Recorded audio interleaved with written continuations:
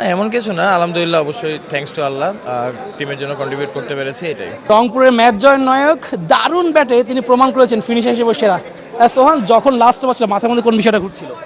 না এমন কিছু না, আলহামদুলিল্লাহ, অবশ্যই থ্যাঙ্কস টু আল্লাহ, টিমের জন্য কন্ট্রিবিউট করতে পেরেছি, এটাই। ফিনিশার হিসেবে নিজের রোলটা প্লে করতে পারছেন, কেমন লাগছে?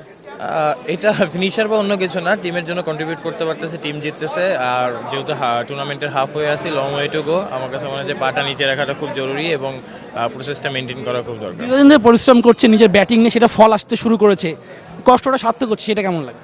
না আসলে ওইভাবে চিন্তা করতেছে না, টিমের জন্য কন্ট্রিবিউট করতে পারতেছে, টিম ভালো অবস্থায় আছে। আর সব থেকে আমার কাছে টিমটা ইম্পর্টেন্ট, তো অবশ্যই টিমের জন্য কন্ট্রিবিউট করতে পারতেছি এবং টিম ভালো জায়গায় আছে। বাট যেটা বললাম, হাফ ওয়েতে আছি আমরা, লং ওয়ে টু গো ইনশাল্লাহ। কোচকে নিয়ে কি বলবেন? কোচকে কেমন আছে? মিকিকে দেখে না অবশ্যই দেখেন, গায়না থেকে যখন বলছি আমরাও কথা বলছি, আমার কাছে মনে হয় যে one of the best coach যার আন্ডারে আমি খেলতেছি।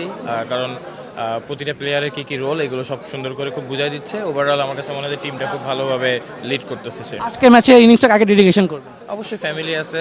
আর যেটা বললাম যে half of the tournament, family সবসময় পাশে থাকে। ফ্যামিলির সাথে অবশ্যই ফ্যামিলি সাপোর্ট অনেক সময় থাকে, খারাপ ভালো সবসময়।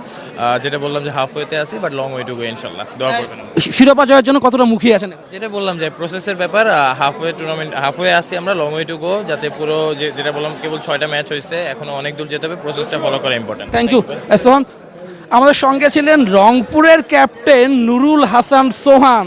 তার কথাগুলো তিনি জানিয়ে গেলেন, পরিবারকে ইনিংসটা ডেডিকেট করতে চান, তবে তার সঙ্গে তিনি জানিয়ে গেলেন যে এখনো লম্বা পথ বাকি, সবাইকে শিরোপা জিততে চান। শুভদেব নাথ, নিউজ 24, সিলেট।